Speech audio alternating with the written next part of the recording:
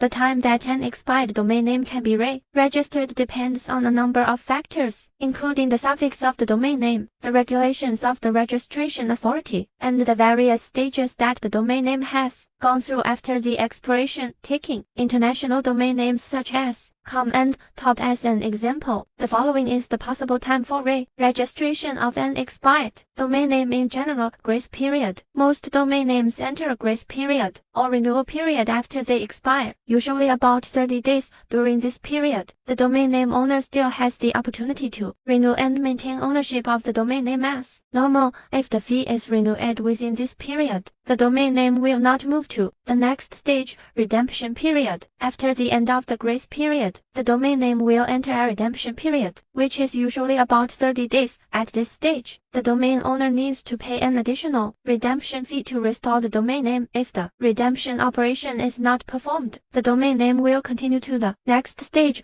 pending deletion period. After the redemption period, the domain name will enter the pending deletion period, which is relatively short, usually about 5 days. During this period, the domain name cannot be restored and is waiting to be completely deleted. Release period. At the end of the deletion period, the domain name is released back into the public pool, where anyone can re-register the domain name. In summary, the time that an expired domain name can be re-registered is roughly between 60 days and 75 days after the expiration of the domain name, depending on the duration of the various stages mentioned above and the regulations of the registrar. It is important to note that domain names with different suffixes may have different regulations and processes, so in practice you should refer to the policies and guidelines of the relevant registration authority.